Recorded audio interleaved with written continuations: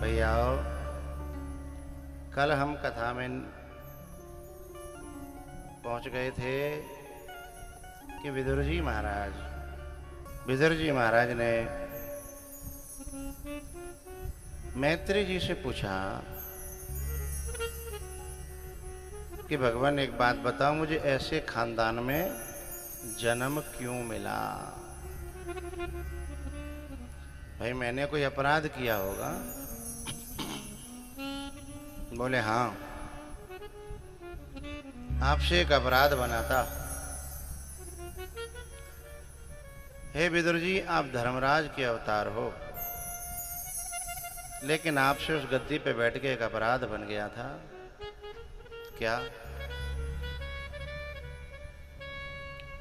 मृत्यु लोक में एक राजा के यहाँ चोरी हुई। चोर जो है मांडव्य ऋषि के आश्रम में सामान फेंक के भाग गए। राजा ने पकड़ के सूली की सजा दी। सूली जो है मांडव्य ऋषि को छेद नहीं पाई।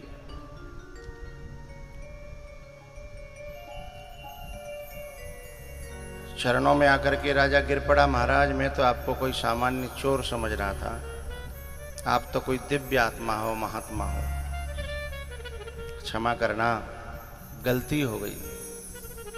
बोले तेरी कोई गलती नहीं है, मैं तो उस धर्मराज को पकड़ूंगा जिसने मेरी कुंडली में ये लिखा है। मांडव्य ऋषि अपने उसी शरीर से सीधे धर्मराज के द्वार पर पहुंचे। हे विदुर जी, उस समय धर्मराज की गद्दी पर आप बैठे थे। अच्छा? बोले हाँ।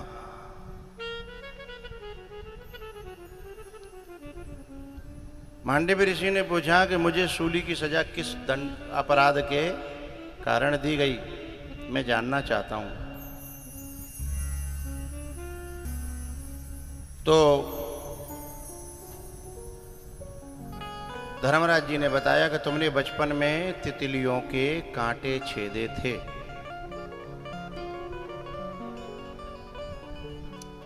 उसके अपराध में तुमको सूली की। मांडव्य ऋषि ने कहा कि मैंने अबोध अवस्था में जो कांटे छेदे थे उसका कर्म का फल तो स्वप्न अवस्था में होता है, आपने जागृत में कैसे दे दिया? सोई धर्मराज घबरा गए कि ये तो जो है सिद्धांत का मेरे से भी बड़ा जानकार है। मांडव्य ऋषि ने श्राप दे दिया कि तुमने मुझे सूली की सजा दी है, मैं तुम्हें श्राप देता हूं, ऐसे खानदान में तुम्हें जन्म मिलेगा जहां तुम्हें इतने सूल चुभेंगे कि तुम्हारा सीना छलनी हो जाएगा और वो सूल किसी को दिखेंगे नहीं। तो कौरव वंश में विदुर जी महाराज को बाणों के नहीं, वाणी के सूलों से इतना छेदा जाता था दासी पुत्र कह करके कि विदुर जी का सीना छलनी हो गया था। उस अपराध के कारण लम्हों में भूल की थी और सदियों में सजा पाई।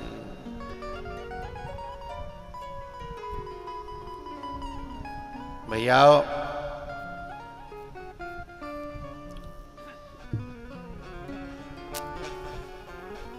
लम्हों में यानी एक गलती हुई थी छोटी सी और उसकी सजा इतने लंबी चुकानी पड़ी।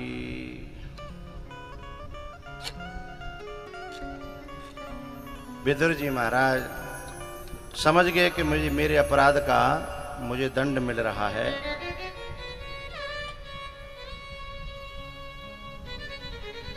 उसके बाद विदुर जी ने पूछा कि महाराज ये दुनिया कैसे चलती है, कैसे बनती है, इसकी शुरुआत कैसे होती है, जरा बताने की कृपा करो।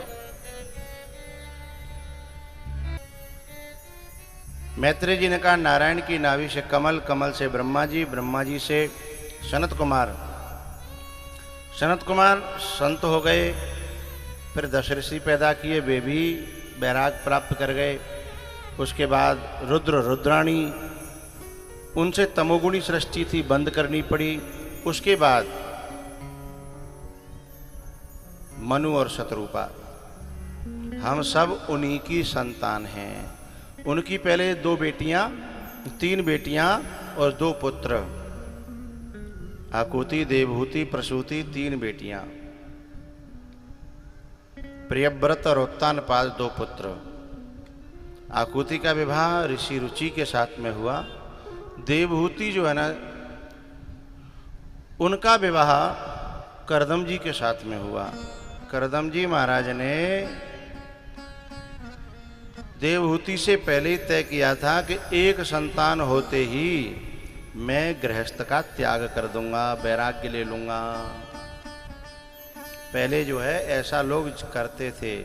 कोई भी राजा देखो, राजपाट का त्याग करके फिर वैराग ले लेते थे। चौथे पन जाई नृप कानन है। लेकिन ये पहले की बात है। अब तो एक बेटा नहीं, 4 बेटा है जाए, बेटा के बेटा है जाए, है ना। लेकिन जाने का नाम नहीं लेते।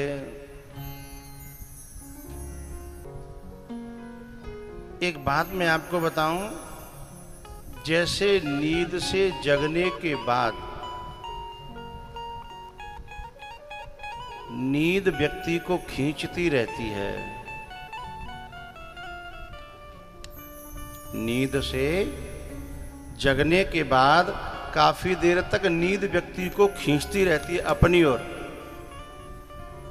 क्योंकि उसमें उसे आनंद मिला होता है। उस आनंद को व्यक्ति जल्दी से छोड़ना नहीं चाहता। लेकिन अब दिन निकल गया, काम छाती पे धरे हैं, भैंसे सानी देनी है, गोबर डालना है, जे करना है वो करना है, तो फिर मजबूरी में जगना बोलो बोलो पड़ता है। मन तो नहीं करता, जो लगता है नेक और सोई ले, है ना, नेक। और ऐसे ही जब व्यक्ति का तपस्या में प्रवेश हो जाता है, वैराग्य में प्रवेश हो जाता है, ज्ञान में प्रवेश हो जाता है, भक्ति में प्रवेश हो जाता है, तो उससे निकलने का मन नहीं करता। लेकिन किसी प्रारब्ध वशात उस व्यक्ति को रजोगुण में, व्यवहार में मजबूरी में बरतना पड़े, उसकी मजबूरी में भले ही बरतना पड़े, लेकिन मन करता है कि दोबारा फिर उसी वैराग्य में, फिर उसी ज्ञान में, फिर उसी भक्ति में, फिर उसी तपस्या में लीन हो जाऊं। क्योंकि एक बार वो स्वाद चख लेता है तो बार बार बार बार बार बार। ग्वालियर से आगरा रोड पे मुरैना पड़ता है बामौर। बामौर में एक छोटी सी कुटिया है मेरी, वहां पे छोटी सी गौशाला है। उस गौशाला के लिए, गायों के लिए चरी की है हमने। क्या चरी कहता है ना, हाँ, तो चरी की है। उसमें जो है गेट लगा रखा है। लेकिन एक दिन जो है जन कैसे भूल से गेट खुला रह गया।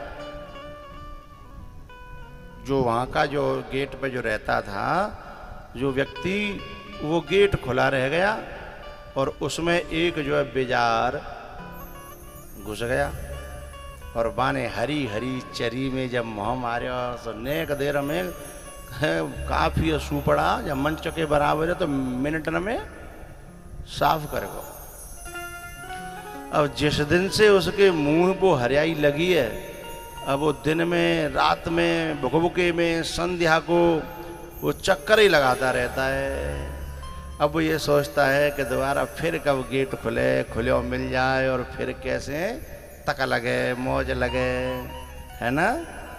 ऐसे ही वैराग्य का, ज्ञान का, भक्ति का है एक आनंद होता है, एक सुकून होता है, जो एक बार मुंह लग जाता है ना तो फिर बार बार बार बार बार बार बार बार है। जैसे वो चक्कर काटता है, हाँ,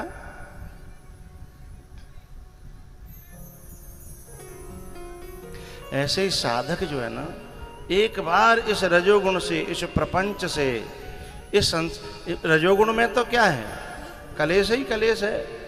काम एष, क्रोध एष, रजोगुण समुद्भव। रजोगुण से कामनाएं उत्पन्न होती हैं, कामनाएं आदमी को विक्षिप्त करती हैं। जितनी ज्यादा कामनाएं उतनी विक्षिप्तता ज्यादा होती है। तो जैसे एक बार उस बिजार को, उस सांड को उसका स्वाद लग गया, अब उसका मन और कहीं लगता नहीं है। वो तो मजबूरी में उसे जो है जब भगाया जाता है तो वो भाग जाता है।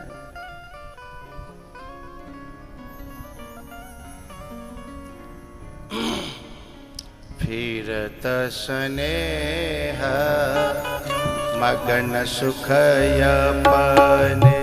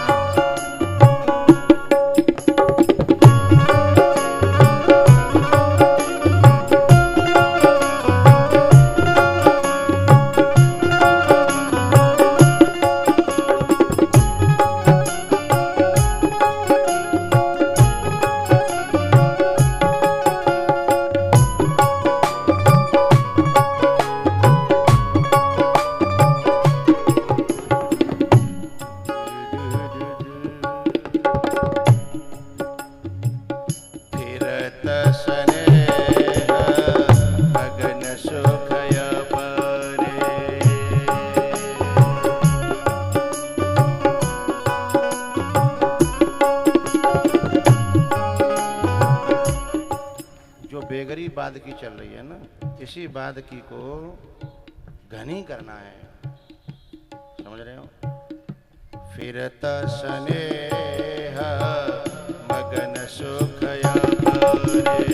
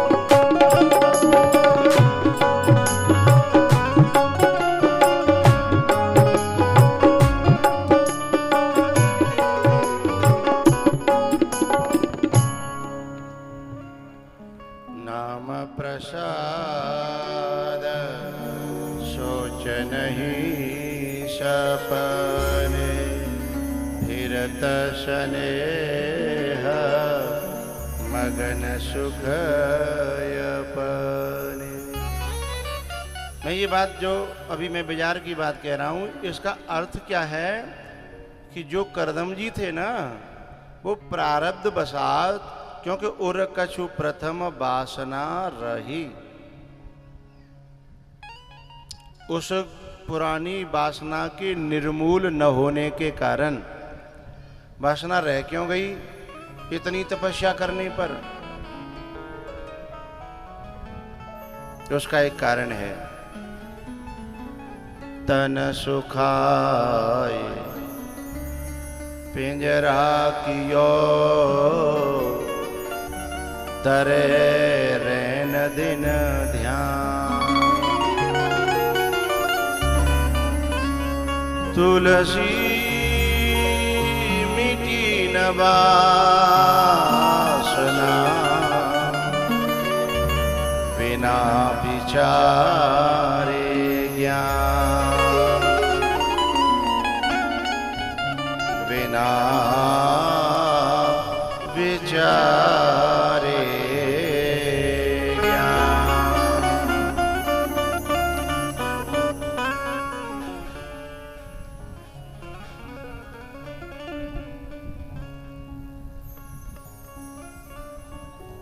कितनी भी तपस्या हो, कितना भी तप हो, लेकिन यदि हमने किसी विज्ञ पुरुष का सत्संग नहीं किया, उसके अनुसार हमने अपने जीवन को नहीं ढाला, तो तपस्या से अहंकार तो बढ़ जाएगा, लेकिन निर्विकारता नहीं आएगी। तपस्या से क्रोध तो बढ़ जाएगा, लेकिन निर्मलता नहीं आएगी। तपस्या से आदमी का काम तो बढ़ जाएगा, लेकिन निर्विकारता, सहजता, सरलता प्राप्त नहीं होगी। और ये प्राप्त न हुए, ए बेटा चलती कथा में नहीं, ए बेटा इनसे कहो, चलती कथा में सभी पांव छूने आ गए तो कथा तो हो जाएगी ना। तुम्हें जो भी काम करने हैं लंच में किया करो, खूब पांव छुओ पूरे पांडाल के, जब तक कमर में दर्द नहीं हो तब तक छुओ।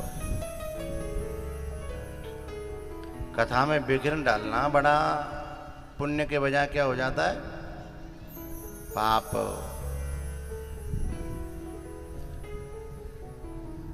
करदम जी महाराज किसी प्रारब्ध वशात, किसी वासना के रह जाने से, क्योंकि उन्होंने तप तो बहुत किया था, लेकिन किसी संत का सानिध्य नहीं पाया, किसी महापुरुष के नीचे रह करके अपना जीवन उन्होंने उसके अनुसार नहीं ढाला था।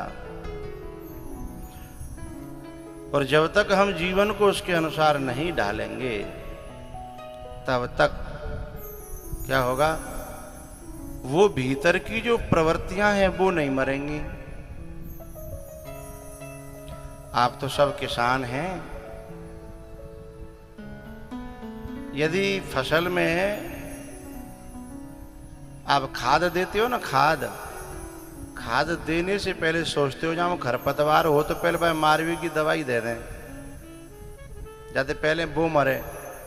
यदि दवाई ते पहले खाद दे दो और खरपतवार चढ़ बैठो तो फसल ये ढूंढत रह जाइयो कहाँ गई, आया ना? फसल ये ढूंढत रह जाइयो जब चढ़ बैठो खरपतवार, है ना? ऐसे ही हमारे हृदय की इदम शरीरम कौन्तेय क्षेत्र मित्य विधीयते, अपने हृदय में जो बीज बो रहे हैं विकारों के और सद्गुणों के, भक्ति ज्ञान वैराग्य और काम क्रोध लोभ मोह, ये खरपतवार है। भक्ति ज्ञान वैराग्य ये फसल है। तो यदि तपस्या है खाद और सत्संग है खरपतवार को मारने की दवाई, तो पहले सत्संग, बाद में तपस्या। और यदि सत्संग कर लिया, एक बार को खाद न भी लगा, यदि उसमें खरपतवार मर गया तो भी फसल में जान आ जाएगी, क्योंकि वो पीरो न बाए। खेत की ताकत है, जो खरपतवार पीरो का हो, वो मर गो तो अब ताकत पूरी काय में आवेगी? फसल में। ऐसे ही जो बेकार हमारी साधना को, हमारी तपस्या को, हमारी शांति को, हमारे ज्ञान को, हमारे वैराग्य को पी जाते हैं और अपना राज्य कर लेते हैं खेत पे, हैं? बेकार खरपतवार ऐसे ही जा खेत पे अपना राज्य कर लेते हैं। फिर आदमी बन जाता है कामी, क्रोधी, लोभी, हैं? लालची, गुस्सैल, शराबी, कबाबी, ज्वारी, ये सारे दुर्गुण अर्रा बैठेंगे। सोई खेत को है बेचारे को है गो सुपड़ा, साफ एक गेहूं को दानो नहीं मिलो। खरतुआ, बथुआ, जई और ये सब अर्रा है बरे। अब ले जाओ कहाँ गेहूं को दानो? बोए तो हते, पानी तो दयो, जोत तो लगाई, पर भैया दवाई नहीं छिड़की, जइए मारवे की। ये सत्संग क्या है? दवाई छिड़की जा रही है, हैं? तुम यहाँ बैठ रहे हो, संतों के मुख से जो कथा होती है ना, वो कथा कम होती है और सत्संग ज्यादा होता है। और किसी गृहस्थी के मुख से जो कथा होती है, वो सत्संग कम होता है और उसमें इतिहास ज्यादा होता है। ये फर्क होता है दोनों में।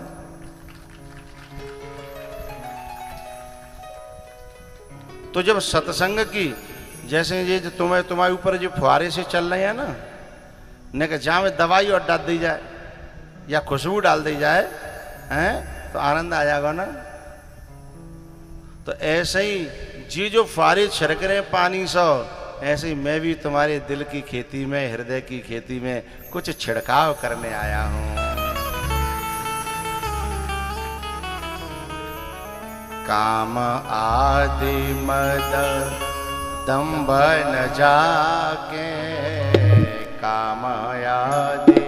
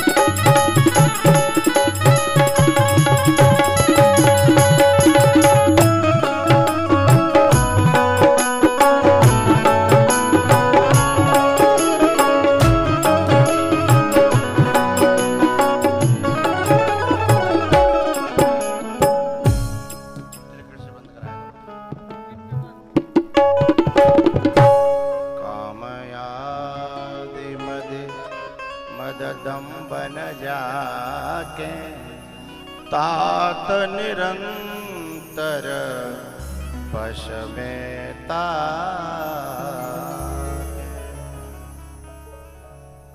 भैया करदम जी महाराज ने देवहूति के साथ में विवाह तो कर लिया, लेकिन अभी प्रवृत्ति नहीं हुई प्रपंच में, रजोगुण में, तमोगुण में प्रवृत्ति नहीं हुई। तो लौट करके, जैसे मैंने उदाहरण दिया था, नींद से जगा हुआ व्यक्ति पुनः नींद में लौटना चाहता है, ऐसे ही तपस्या से, तपस्या सतोगुण का काम है। सत्वात् संजायते ज्ञानम, सतोगुण से ज्ञान की वृद्धि होती है और सतोगुण से शांति का अनुभव होता है, आनंद का अनुभव होता है। अब वामे लौटवे को मन है रो, तो विवाह करके और पुनः उसमें लौट गए तपस्या में, वहीं मतलब अंतर्मुखी वृत्ति हो गई।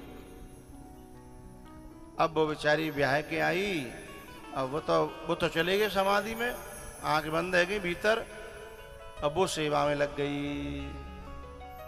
4 दिना बीते, 6 दिना, 10 दिना, 10 महीना, 10 साल, 20 साल, 50 साल, लेकिन ऐसी नारी मिलना बड़ा दुर्लभ है। यदि कोई जो है डबरा की होती तो वहीं हाथ जोड़ के चली आती कि तुझे बाबा जी रहना हो तपस्या करनी, तो मैं काय कोई ब्याह के लिए आए हो, मैं तो जा रही हूँ अपने यहाँ। लेकिन धन्य है देवहूति, उसने अपने पति का तपस्या में पूरा साथ दिया, सेवा की, उनके आसपास की सुरक्षा रखी, अपना जीवन यापन करती रही और अपनी देह का भी ध्यान भूल गई। क्योंकि जैसा करोगे संग और वैसा चढ़ेगा। जब बैरागी की सेवा में, बैरागी की शरण में रही,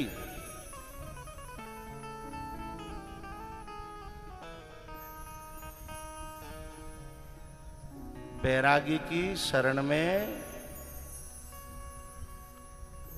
समर्पण पूर्वक रही, क्योंकि यदि कपट पूर्वक रहती तो कोई फायदा नहीं होता। चाहे बैरागी की शरण में रहो, चाहे परमात्मा की शरण में रहो, लेकिन यदि समर्पण पूर्वक रहेंगे तो इतना बड़ा लाभ होगा जो लाभ तपस्या से भी बड़ा मुश्किल है,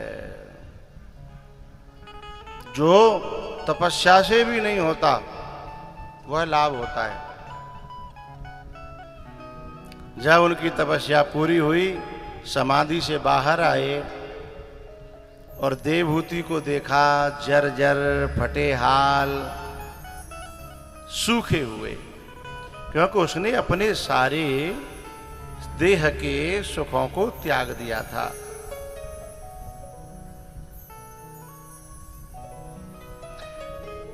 जब करदम जी ने देखा तो उन्हें लगा कि इसने मेरे लिए, मेरी खातिर इतना बड़ा काम किया है, तो मेरा भी कर्तव्य बनता है, इसका ध्यान मुझे रखना चाहिए।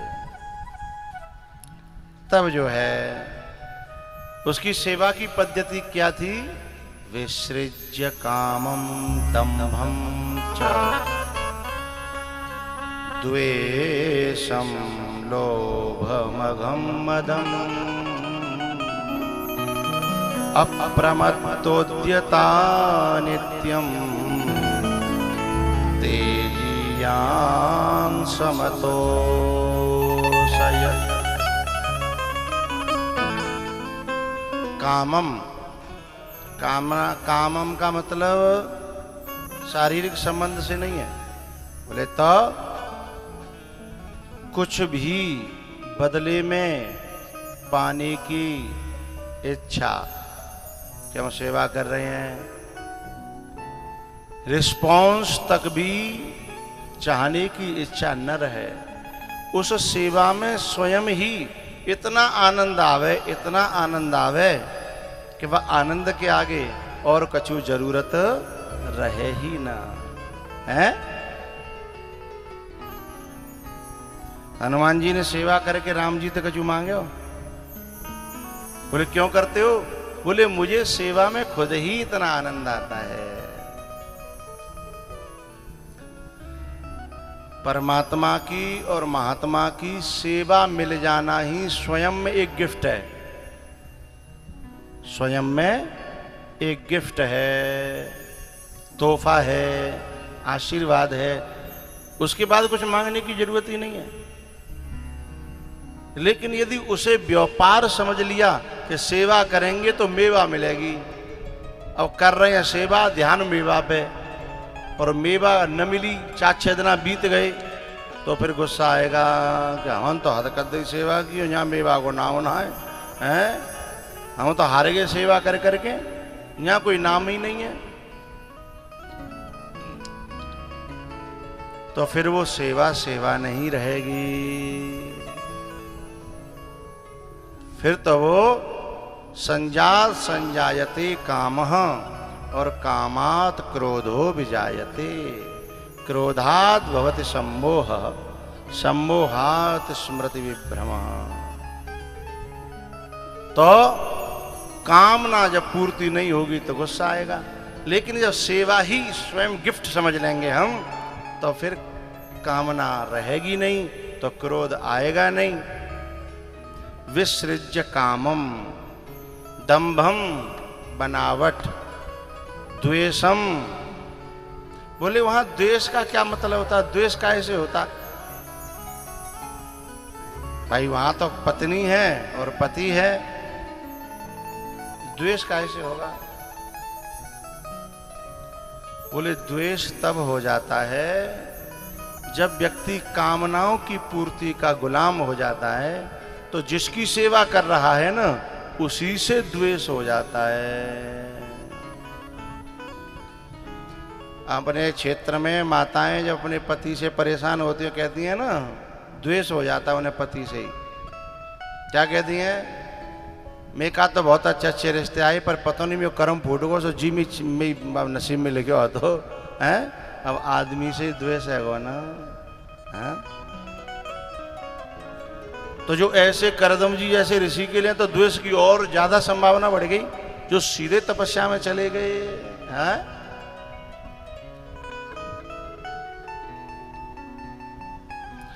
जो सीधे तपस्या में चले गए हैं, तो लोभम विसृज्य मदम विसृज्य और प्रमाद रहित होकर के अप्रमत्तोद्यता नित्यम।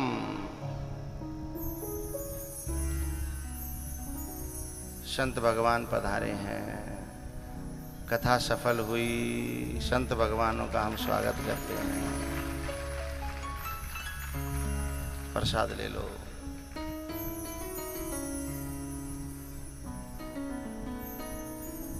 अभी यहीं रख लो।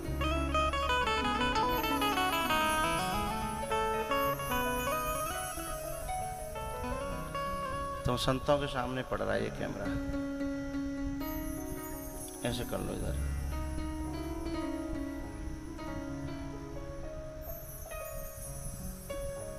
बंद है ना? चालू है? और इधर सही है। थोड़ा सा और चाहिए, वैसे उधर भी लोग बैठे हैं, क्योंकि जब संतों के दर्शन आंखों में आंखें डाल के कथा नहीं होती, तब तक आनंद पूरा नहीं आता है, हाँ?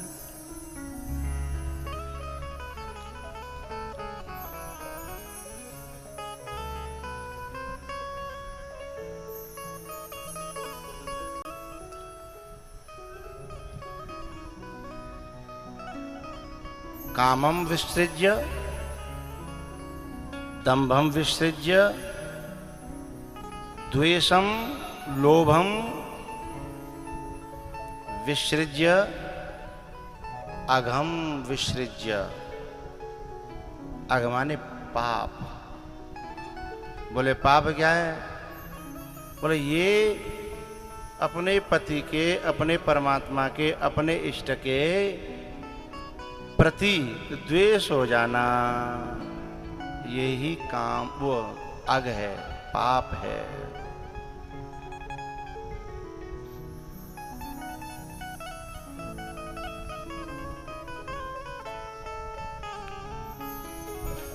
भैया, जब करदम जी महाराज की ऐसे देवहूति ने सेवा करी तो करदम जी महाराज जब तपस्या से जगे तो बड़े खुश भये। उन्होंने देखा कि इसने मेरे लिए अपना सुख जीवन सब निछावर कर दिया, तो उन्होंने भी अपनी जो तपस्या जितनी की थी वो सब जो तपस्या देवहूति के नाम कर दी हैं। ये संतों की सेवा में रहते हैं, बड़े फायदे में रहते हैं, इन्हें कुछ करना नहीं पड़ता, उनका किया हुआ अपने आप विरासत में मिलता चला जाता है, हैं? उनका बर्तन मांजना भी तपस्या है, हैं? दूध गर्म करना भी तपस्या है संतों के आश्रम में, रोटी बनाना भी तपस्या है, साग बनाना भी तपस्या है, झाड़ू लगाना भी तपस्या है। सहज कर्म, नित्य कर्म भी क्या बन जाता है? तपस्या। पर ये हर किसी के नसीब में होता नहीं है, बड़ी मुश्किल से, बड़ी मुश्किल से किसी के नसीब में होता है ये। करदम जी महाराज कहते हैं, ये मे स्वधर्म निरतस्य तपः समाधि विद्यात्मयोग विजिता भगवत प्रसादः तानेव ते मदनुसेवनया वरुद्धा दृष्टिं प्रपश्य वितराम्य भयान शोकान्।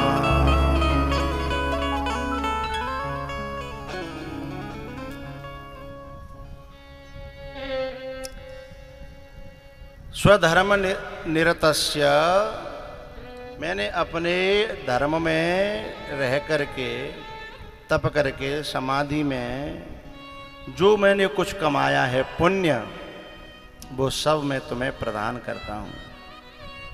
हे देवी, तुमने अपना जीवन मेरे लिए झोंक दिया, सुख त्याग दिए, तो अब मैं तुम्हें सुख देना चाहता हूँ। और मेरे प्यारे, एक बात बताऊं, बड़े काम की, पूछो तो रहने दो, ना पूछ रहे तो जे ना पूछ रही, बहरी पूछ रही हैं। एक बड़े काम की बात बता रहा हूं।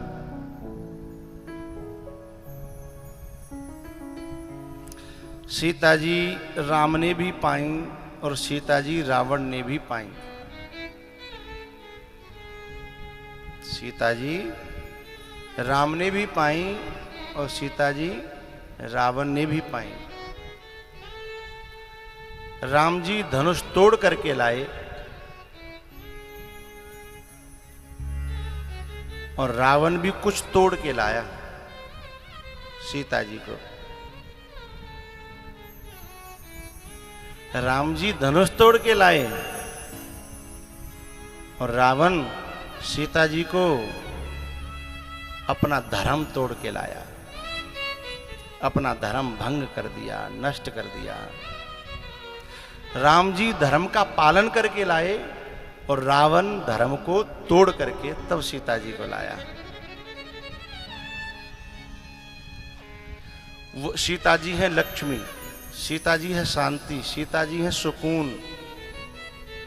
हमारे जीवन में दो प्रकार से सुकून और शांति आती है। एक तो धनुष तोड़ करके, यानी नियम का पालन करके, अहंकार को तोड़ करके,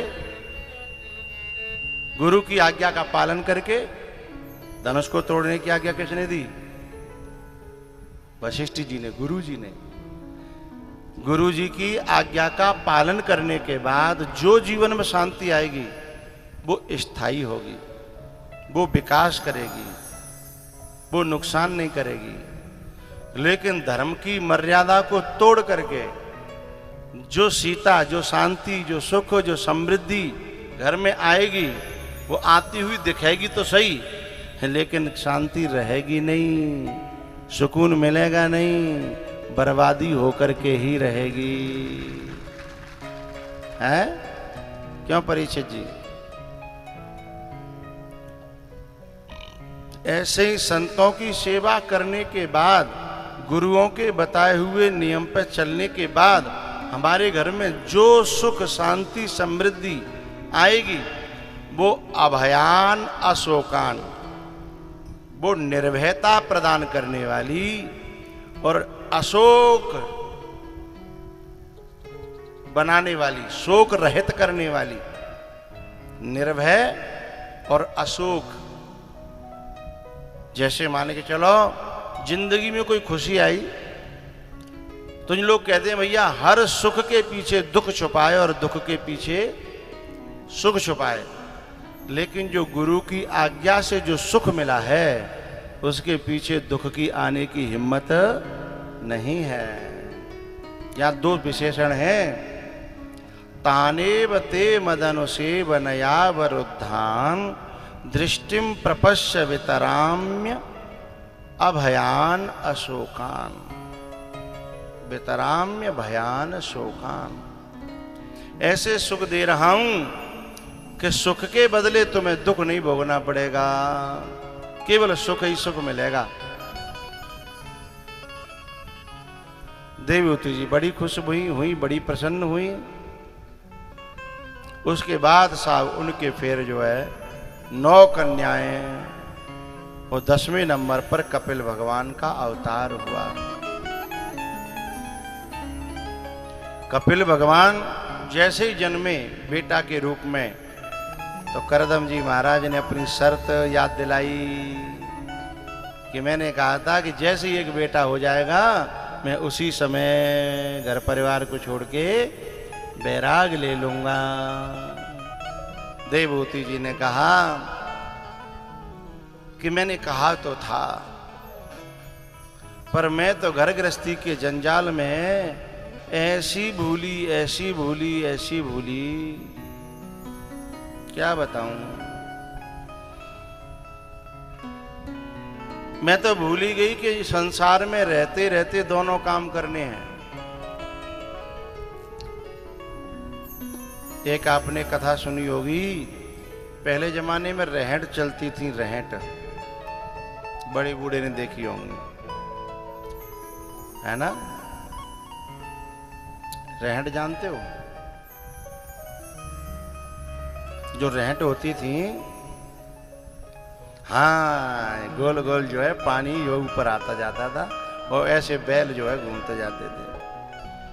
अब वहां जो है ना एक डबरा को आदमी एक रहट के पास में पहुंचो, घोड़ा लेके पानी पियावे के लिए।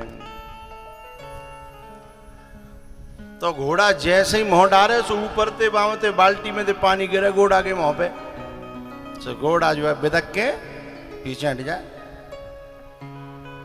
सो घोड़ा बाने के भाई यार रहटे बंद कर, वो पानी पिया, घोड़ा पानी पिवा दे। बाने रहट बंद कर दई।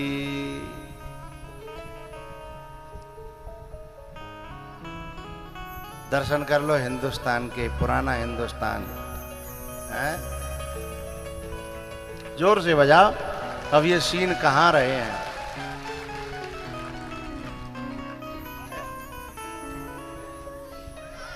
ये सीन जो है, ये दृश्य कहाँ रहे हैं अब, है ना? आंखों के लिए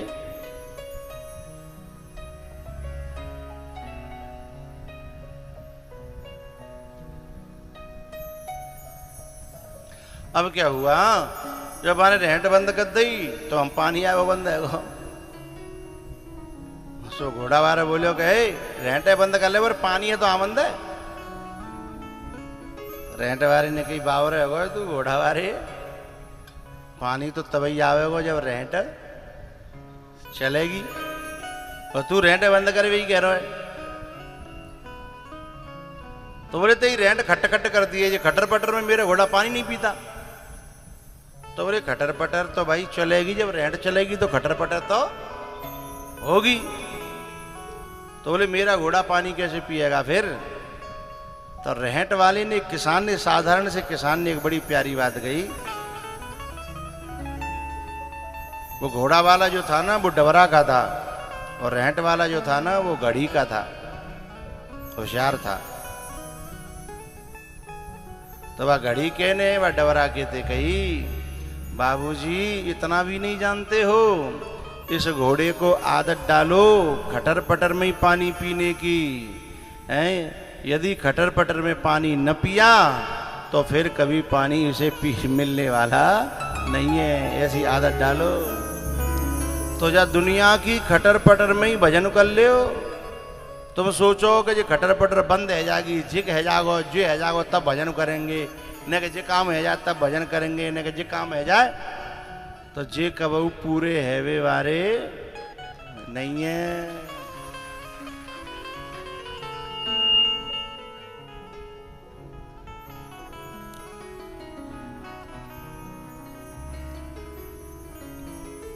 यही बात जो है आज देवभूति अपने मुंह से कह रही है कि मैं तो खटर पटर में बिजी है गई। यदि मैं न को संग संग में खटर पटर के संग में भजन कर लेती, साधना कर लेती, तो आज तुम्हारी तरह मुंह में बैराग है जाता तो मैं भी तुम्हारे संग जंगल चलती। क्योंकि वैराग्य के अभाव में संतों की शरण में रहना थोड़ा हानिकारक सा होता है। यदि वैराग्य पूरा हो, अरे चलती कथा होना, बैठो बैठो बैठो, अभी बैठ जाओ, थोड़ी देर फिर देती हूं, अभी बैठ जाओ। आप तो संत हो ना, तो बात मान लो करो, बैठो। यहाँ के जो वैसी कथाएं होती रही वहां बड़ी गलत परंपरा परी है, सीधे छाती पे चढ़िया होता है। यहाँ पहली परंपरा का जो गलत डाल रखी है। हाँ, वो क्षेत्र की जो जिन्हें व्यास जी ने जो चढ़ाए हुए थे ज्यादा मतलब हो तो वो सीधी छूट रखता है। हाँ, जे भरवे गए हैं, नहीं तो फिर भैया कोई और देना आदमी तभी चाहता है यहाँ बुलाए लो, यहाँ नहीं बुलाओ तो है ले जाओ वापस कचू। तो ये जो पहली परंपरा है, कथा में कथा मुख्य हो और सत्संग मुख्य हो तो कथा जीवन का कल्याण करती है, और कथा में पैसा मुख्य हो गया ना तो कथा कल्याण नहीं करती। कथा के बाद में हमने, पंडित जी, कथा के बाद में हमने जूता बजत देखे। कथा के बाद शांति होनी चाहिए ना, आनंद आना चाहिए, वैराग्य होना चाहिए, भक्ति बढ़नी चाहिए। लेकिन कथा जैसे ही पूरी भई भंडारो जब तक है नहीं पायो तब तक तो है लट्टू बज रहो, जूता मारो है रही है, फेंका फाकी है। तो कौन पूछ जी का है रो? बोले कथा को फलू है, कथा को फल मिल लो है। तो कथा जिस साधु का, जिस वक्ता का जीवन होगी वो कल्याण करेगी, और कथा जिस वक्ता का जीवन नहीं केवल आजीविका होगी। आजीविका जानते हो? हाँ, कमाई का साधन, केवल कमाई का साधन आजीविका हो जाएगी तो फिर बाको फल तो फिर जूता में ही मिलेगो, लट में ही मिलेगो। हैं? क्यों पंडित? अरे हाँ ना तो करो। देखो बिना की बात तो मुझे सुनाई ना देता, आपकी यहाँ बगल में सुनाई देते तो। हाँ, तो जीवन यदि है कथा तो कल्याण कर देगी, और केवल आजीविका है कथा तो फिर कल्याण नहीं करेगी। हाँ?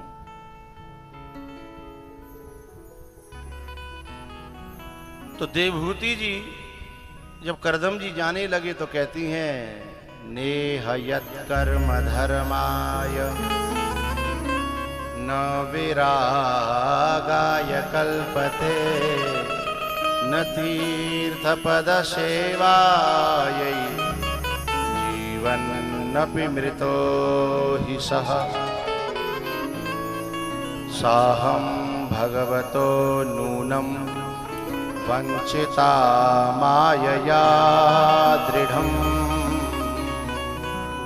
साहं भगवतो नूनम् वंचिता मायया दृढ़म् यत्त्वां विमुक्तिदं प्राप्य न मुमुक्षेय बन्धना न मुमुक्षेय बन्धना।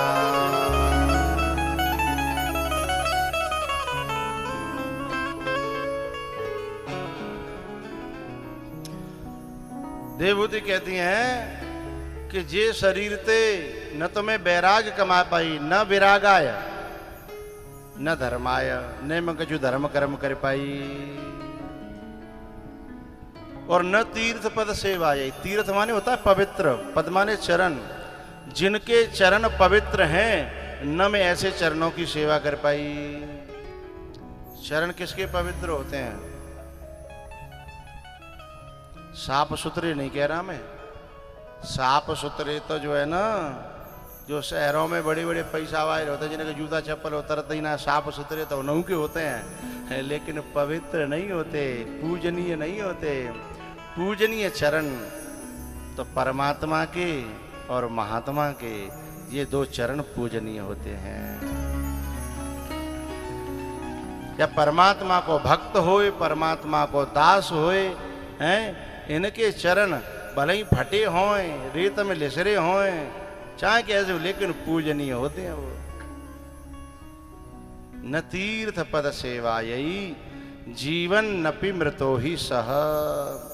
जो ऐसा काम नहीं कर पाया जीते जी, वह जीते जी मरा हुआ है। जीवन अपि मृतो ही सह। वह कैसा है? मुर्दा, चलता फिरता मुर्दा।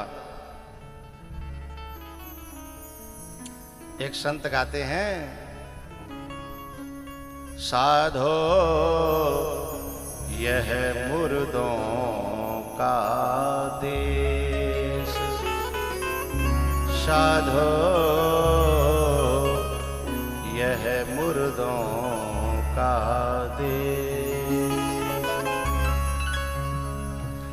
तो देवहूति कहती हैं, मैं तो मेरे में, तू तेरे में, माया में, मोह माया में फंसी रही, लेकिन मैं भगवान का भजन नहीं कर पाई, बैराग नहीं कर पाई। मेरो जीवन तो यूं ही चलेगा, अब मैं क्या करूं? मेरी कैसे कुमत मन बस गई रे, जिंदगानी भजन बिना।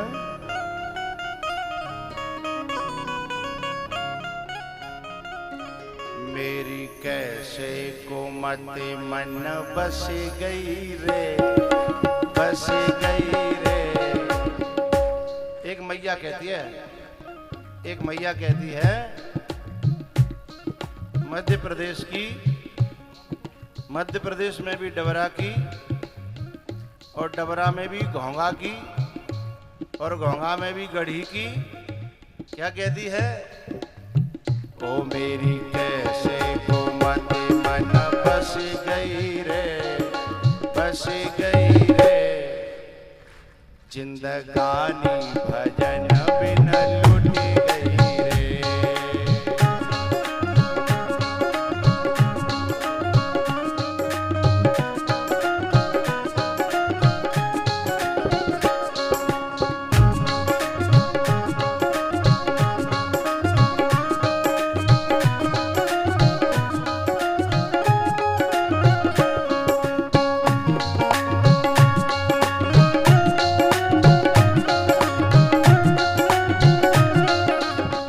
जाको नाचवे को मन करे, अपनी जगह ठाड़े है के धीमे धीमे मंद मंद भाव से, एक बार भाव से मेरे साथ गिरिराज महाराज की।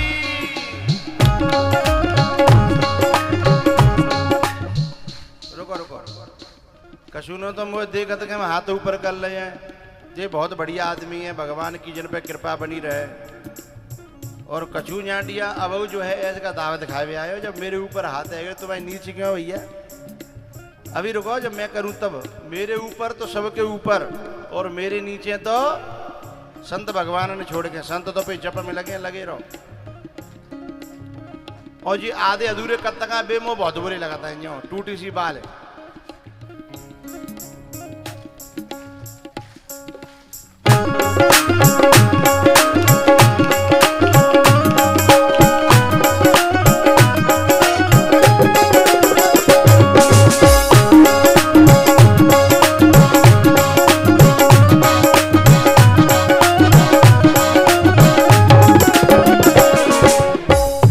सुंदर।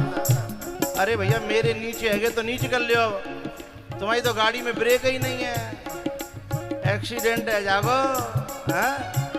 हो मेरी कैसे कोमल मन बस गई रे, ओ मेरी कैसे कोमल मन बस गई रे, जिंदगानी भजन बिन लुट गई रे, जिंदगानी भजन बिन लुट गई रे।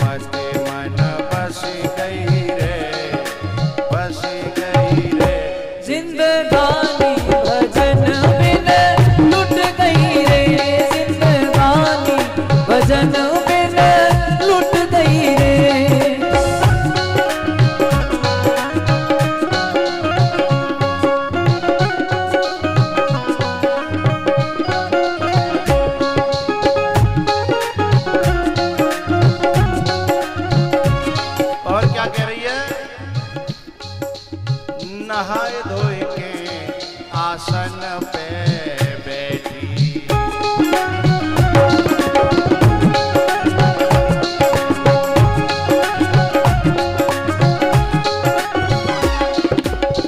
नहाए धोए के आसन पे बैठी, भजन करवे के ने तो काहे गो नींद बैरे ने मोहि डस गई रे, जिंदगानी भजन बिन लुट गई रे, जिंदगानी भजन बिन लुट गई रे।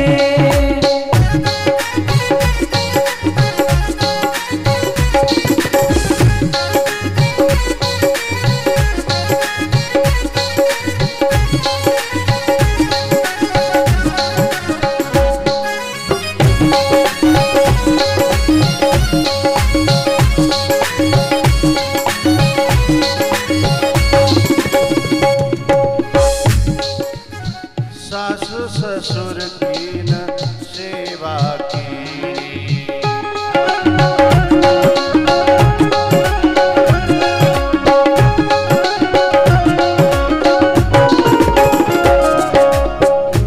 मैंने सास ससुर की सेवा न की। क्यों नहीं कर पाई? क्या हुआ? बाल बच्चों में मैं फंस गई रे, जिंदगानी भजन बिन लुट गई रे, जिंदगानी भजन बिन लुट गई रे।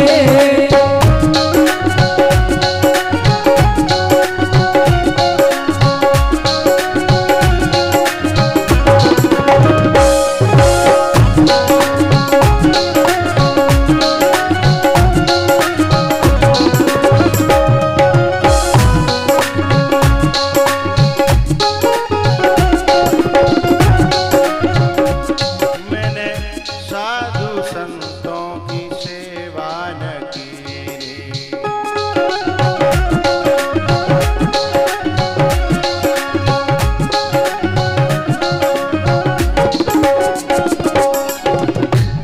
मैंने साधु संतों की सेवा न की। क्यों क्यों? घर के धंधों में फंस गई रे, फंस गई रे। वो जिंदगानी भजन बिन लुट गई रे, जिंदगानी भजन बिन लुट गई रे।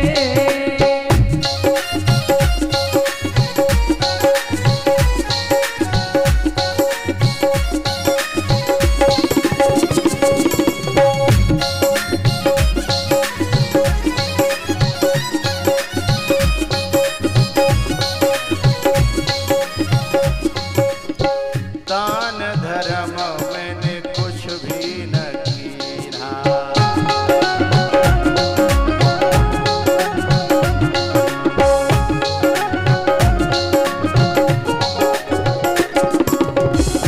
दान धर्म मैंने कुछ भी न कीना। क्यों? अरे क्यों नहीं किया? लोभ लोभ लोभ काल ने डस लई रे, डस लई रे। जिंदगानी भजन बिन लुट गई रे, जिंदगानी भजन बिन लुट गई रे।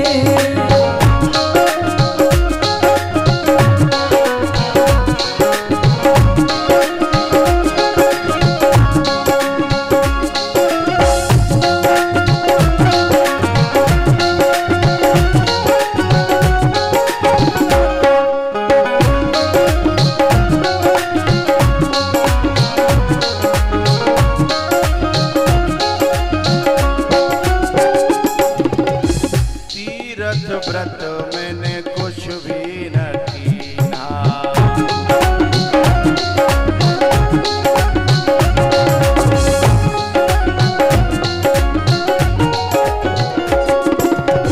तीर्थ व्रत मैंने कुछ भी न कीना। क्यों क्यों? अरे क्यों नहीं किया? तेरी तेरी मेरी में फंस गई रे, तेरी मेरी में फंस गई रे। जिंदगानी भजन बिन लुट गई रे, जिंदगानी भजन बिन लुट गई रे।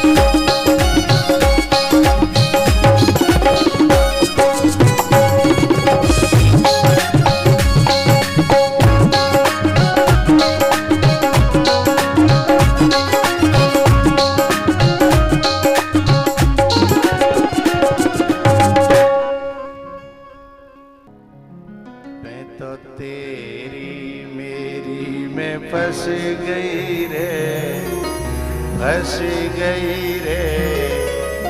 जिंदगानी भजन बिन लुटी तेरी मैया। हम गलत तो ना कह रहे हैं, साची कह रहे हैं? ऐसे लग रही है तुम्हें कहना है? हाँ, जिंदगानी भजन बिन लुटी गई रे।